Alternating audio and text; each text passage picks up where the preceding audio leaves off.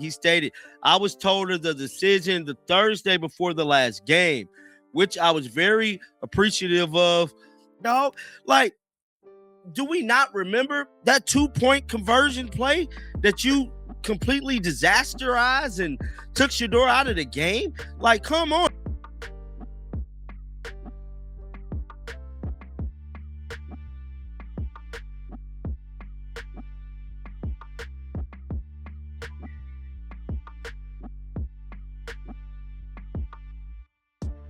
Kevin Stefanski really tried to place the spotlight on Shedeur Sanders when people started asking tough questions about why his time in Cleveland ended the way it did. Not the play-calling issues, not the frustrating losses piling up week after week, not the decisions that left fans staring at their televisions like they just watched someone try to microwave a metal fork.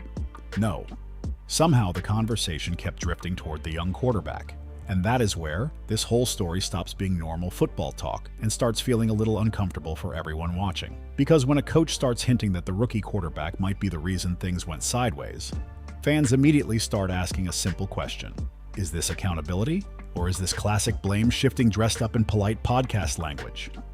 Stfansky has been making the rounds lately, appearing on shows, smiling for interviews, speaking calmly about Shedeur Sanders like everything inside the building was smooth sailing the whole time.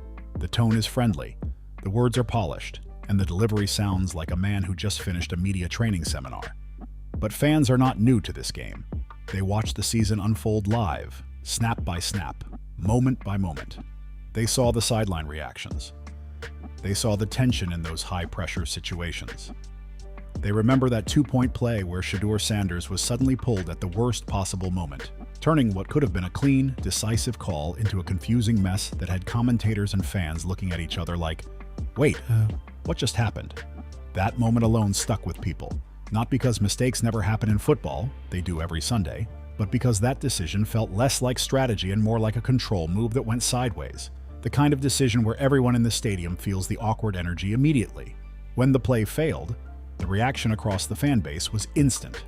Social media exploded. Analysts raised their eyebrows, and even casual viewers could tell something about that situation did not feel right.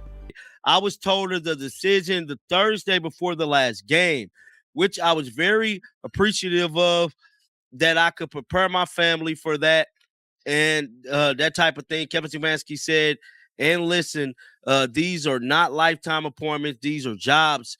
You know that you're not signing for your lifetime. You understand that it's the results of business. So I respect that they made their decision, and I have no ill will towards anybody there. It's just part of the gig. So actually, Kevin Stefanski actually found out he was getting fired by Jimmy Haslam that week before the last game. And now, weeks later, hearing Stfansky talk like he had full faith in Shedeur Sanders the entire time has some fans tilting their heads like they just heard someone say pineapple belongs on every pizza in America. Then Stfansky revealed something else that made people pause. He said he already knew the week before the final game that his time with the team was coming to an end. According to him, the organization informed him early so he could prepare. Prepare for what exactly? Because when coaches are truly blindsided, the tone usually sounds very different. This sounded more like a man who sensed the storm clouds gathering long before the thunder started rolling. When Stfansky talks about that moment now, there is a subtle shift in the way he describes things. The wording is careful, the message a little indirect, but the implication feels noticeable. Almost like he is suggesting that once the organization started leaning toward building the future around Shedeur Sanders, the countdown clock on his tenure started ticking louder by the day. Not something he says directly, of course, but the vibe is there for anyone paying attention. The moment the young quarterback became the centerpiece of the future, Stefanski's grip on control suddenly looked a lot weaker. But the real reaction to this entire situation did not come from a podcast studio or a carefully edited interview clip. It came from the stadium. Loud, clear, and impossible to ignore. Because when Stfansky showed up at the NFL Combine, the energy inside that building told a completely different story. This was supposed to be a celebration weekend for football. The Combine is normally a place filled with excitement, prospects chasing dreams, scouts analyzing every movement, executives discussing the next generation of stars. It is usually a positive environment, the kind where everyone is focused on the future. But when Stefanski walked into that space, the reaction he received carried a very different tone. Instead of quiet nods of respect or polite applause, the sound rolling through the room felt like a wave of long-held frustration finally breaking loose. Not subtle, not mixed, direct. Every voice in the crowd, every reaction from the stands seemed to carry the same message. People had not forgotten the season that just happened. They had not forgotten the decisions that surrounded Shedeur Sanders, and they definitely had not forgotten the moments when the young quarterback looked like he was fighting two battles at once: the defense on the field and the uncertainty on his own sideline. That kind of response does not appear out of nowhere. It builds slowly over time, play by play, decision by decision, until eventually the public forms its opinion. This plays out. I believe that what he did to Shedeur Sanders will remain a blemish on his coaching career for the foreseeable future. He simply sabotaged the young. And once that opinion locks in, it can be very hard to change. The atmosphere around Stfansky that day felt like years of frustration finally being released all at once. Fans remembered the moments when Shedeur Sanders showed flashes of real talent. The calm throws under pressure, the leadership in the huddle, the glimpses of a quarterback who clearly had something special brewing beneath the surface. But they also remembered the confusing decisions, the stalled drives, and the situations where it looked like development took a back seat to control. The reaction inside that building sounded less like random noise and more like a public verdict, because every person watching football could see the potential Shedeur Sanders carried. Analysts talked about it, fans talked about it, former players talked about it. The only question that kept hanging in the air all season was whether the system around him was actually helping that potential grow. Walking into the combine that weekend, Stfansky stepped onto a stage where the entire football world was watching. Scouts, executives, media members, fans. Everyone packed into the same environment where reputations are remembered and decisions are judged. And instead of quiet professionalism, the reaction that greeted him carried weight. It was the sound of people remembering every sideline moment, every questionable call, every time the spotlight landed on Shedeur Sanders while the situation around him grew more complicated. That reaction echoed through the building, like a reminder that leadership in the NFL is never judged only inside meeting rooms. It is judged on Sundays, in stadiums, and eventually by the fans who follow every move with a microscope. Because football fans might argue about stats, debate draft picks, and disagree on coaching styles all day long, but one thing they almost always recognize quickly is when a talented player looks like he is being handled the wrong way. And once that belief takes hold, the reaction can get loud very fast.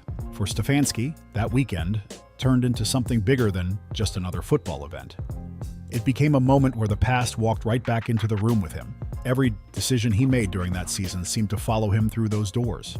Every debate about Shedeur Sanders resurfaced. Every conversation about development versus control came rushing back into the spotlight. And in that moment, the combine stopped feeling like a scouting showcase and started looking more like a public reminder.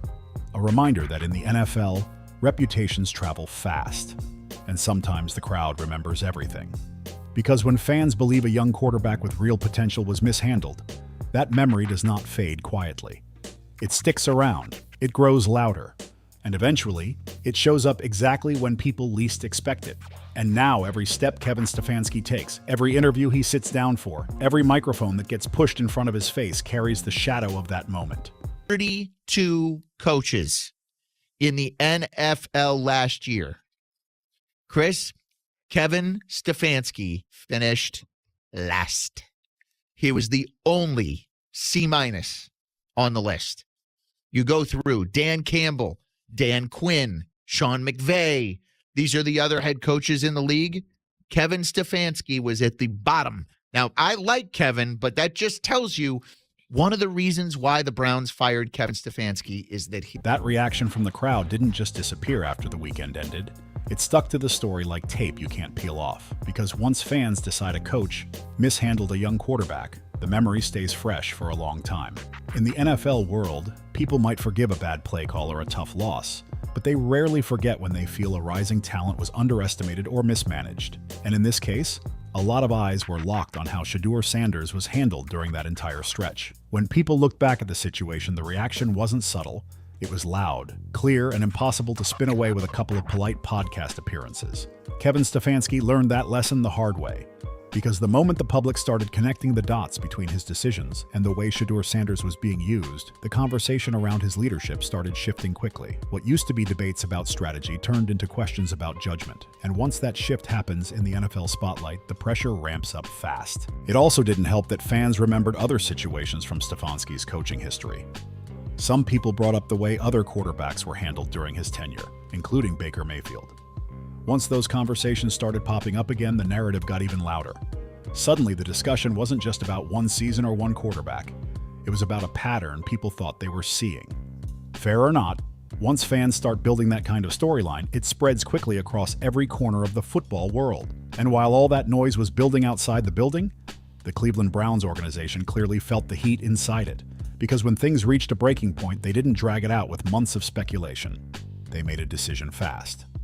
Right before the final game of the season, the team pulled the trigger and moved on from Stfansky. Just like that. The timing alone shocked a lot of people around the league. Coaches are usually given the chance to finish the season quietly before major decisions are made. That's the typical rhythm of the NFL calendar. But this situation, that rhythm got tossed out the window. When the Browns decided it was time to go in a different direction, they did not wait around for a neat ending. They made the call immediately, and suddenly the entire football world was buzzing.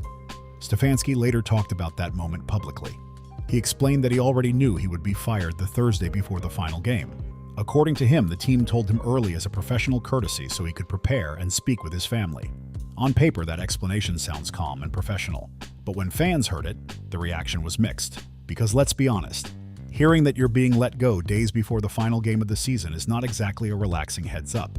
That's a heavy moment for anyone in that position. Coaches operate in an environment where every decision is already under the microscope. Knowing the organization has already decided your future, while you still have to stand on the sideline one more time, that is a situation filled with tension. Imagine walking into the stadium that week knowing the decision has already been made behind closed doors. Knowing that every move you make from that point forward is happening while everyone around the league is waiting for the official announcement. Every handshake feels different. Every press conference question carries a little extra weight. Even routine game preparation suddenly feels like a countdown clock ticking in the background. That kind of moment would rattle any coach. Football is built on control, preparation, and leadership, but in that situation, control is already gone. The future is already decided. All that's left is to go through the motions until the final whistle blows. And yet Stfansky has tried to present the story like it was simply part of the profession. Just another chapter in the unpredictable life of an NFL coach. But many fans saw it differently. Because in their eyes, the situation wasn't just about one job ending. It was about the decisions that led to that ending in the first place. Throughout the season, people watched closely as Shedeur Sanders navigated a tough environment. The young quarterback showed flashes of composure and talent, but the way he was used in certain moments sparked endless debate. Every time a confusing decision happened, a sudden benching, a strange play call, a shift in responsibility, the conversation got louder. So when the news of Stefansky's departure arrived before the final game, it didn't feel like a random coaching change to many observers. It felt like the conclusion to a season full of tension that had been building week after week. And here's the part that made the whole situation even more uncomfortable. Stfansky still had to coach that final stretch knowing the decision had already been made. That means showing up to the facility, preparing game plans, standing on the sideline, and speaking to the media while the future was already locked in. Every player in the locker room could probably sense it. Every reporter covering the team could feel it in the room. Even fans watching from home could pick up on the awkward energy surrounding the situation. Because when a coach is finishing out the final days of his tenure, the atmosphere rarely feels normal. It feels like the end of a long chapter where everyone already knows the last page has been written. Some people believed the organization's early notice was simply about professionalism. Others believed it was a signal that the franchise had already chosen the direction they wanted to go moving forward. And once that direction started pointing toward building around Shedeur Sanders, the picture became clearer for a lot of observers. Because in the NFL, when a team believes it has found its quarterback of the future, everything else starts revolving around that decision. Coaching staffs change, systems change, leadership changes. The entire structure of the team begins shifting toward supporting that player's growth. By the time Stfansky reached that final stretch of the season, the writing appeared to be on the wall. The organization was ready to move forward, and the focus was turning toward the future. For Stfansky, that meant walking into the last days of his tenure without the ability to rewrite the story. No speech could change what had already happened. No interview could erase the debates surrounding Shedeur Sanders. and no final game could suddenly reverse the direction the franchise had already chosen. Kevin Stefanski didn't just have a rough season. According to the evaluations that circulated around the league, he landed at the very bottom of the coaching rankings. Out of all 32 head coaches across the NFL, the grades came in, and Stfansky finished last with a C- sitting right there at the bottom of the list. Dead last. Now, some people might hear that and blink twice like they just saw a scoreboard glitch. Wait, the same guy who won Coach of the Year twice? Yes, that same guy.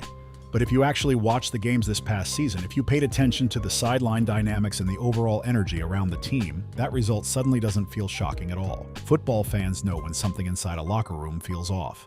It shows up in small moments first. A missed assignment here, a frustrated reaction there. Players shaking their heads after plays instead of rallying together. Those little signals start stacking up until the bigger picture becomes obvious. And that bigger picture around the Browns looked like a team that had slowly drifted away from its head coach. When a locker room stops fully buying into the voice at the front of the room, it's like trying to drive a car with 4 different people holding the steering wheel. The result is chaos every single Sunday. The report cards that circulated from the NFL Players Association added even more weight to that story. When players anonymously evaluate their coaching environment, those responses tend to reveal what's really happening behind closed doors. In Stfansky's case, the message that came through wasn't flattering. The grades reflected a group that didn't feel fully connected to its leader anymore. Trust looked shaky. Energy looked inconsistent. And once that connection starts slipping in the NFL, the clock begins ticking fast. Because here's the reality of professional football. Talent alone cannot carry a team if the locker room stops believing in the direction of the coaching staff. You can have the cleanest press conferences in the world. You can explain every play call like a professor breaking down a math equation. But if the players don't feel that leadership in the trenches, the season starts unraveling quickly. And that brings the spotlight right back to the most debated topic of Stefansky's final stretch in Cleveland: how the team handled Shedeur Sanders. Throughout the season, fans and analysts kept circling back to the same question: was the young quarterback truly being put in the best position to grow? Shedeur Sanders showed flashes that made people lean forward in their seats: calm under pressure, sharp decision-making in key moments, and a presence that suggested real long-term potential, the kind of potential organizations dream about building around. But at the same time, the way certain situations unfolded left many observers scratching their heads. There were moments where Shedeur Sanders appeared ready to take control of the offense, yet the structure around him seemed hesitant. Moments where fans expected the young quarterback to be given full trust, but the decisions on the field told a slightly different story. And when those moments happen repeatedly, the conversation grows louder with every game. Young quarterbacks across the league go through growing pains. That part is normal. What fans want to see is opportunity. They want to see development happening in real time, mistakes included, because that's how future franchise quarterbacks learn the game. Many observers believe Shedeur Sanders had the tools, the mindset, and the leadership qualities to take that next step.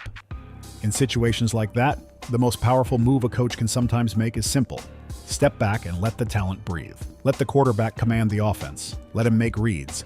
Let him feel the rhythm of the game. Growth happens when players are trusted with responsibility. But the tension around the Browns this past season suggested that balance never fully settled. Instead of a smooth partnership between coach and quarterback, the situation often felt like a tug of war between control and development. And once fans start sensing that tension, the debates never slow down. That's part of why the final coaching grades carried so much attention. A C- on paper is just a letter, but in the context of the NFL spotlight, it becomes something much bigger. It turns into a snapshot of how a season was perceived by the people inside the building and around the league. Reputation in football moves fast, and once a narrative forms, it sticks around for a long time. For Shedeur Sanders, many supporters saw the season differently. Instead of focusing on the turbulence around him, they focused on the flashes of promise he displayed whenever he had the chance to operate freely. The arm talent, the poise, the leadership presence. Those qualities didn't disappear. If anything, they stood out even more during the challenging moments. Meanwhile, Stfansky now carries the weight of how that entire situation unfolded. In the NFL, every coaching chapter leaves a footprint behind it. Wins, losses, development decisions, locker room dynamics. All of it becomes part of the story that follows a coach wherever he goes next. And that next chapter has already started generating its own buzz. Stefansky's move into a new environment has people watching closely. especially when it comes to how he works with young quarterbacks moving forward. Around the league, observers are curious to see how the lessons from Cleveland shape his approach in the future. Because when a coach has experience navigating a complex quarterback situation, the next opportunity becomes a chance to show what was learned from it. The NFL is a league that constantly evolves. Coaches adjust, players grow, and every season writes a brand new storyline. For Stefanski, the conversation surrounding his time in Cleveland will likely remain part of that story for a while. For Shedeur Sanders, the focus shifts toward what comes next, building on the talent and momentum that so many people believe is still rising. One thing is certain: the football world will keep watching how both of those paths unfold. Because in this league, every chapter eventually leads to another headline. If you want more breakdowns, real football conversations, and the kind of takes that keep the NFL world buzzing, make sure you hit subscribe and stay locked in.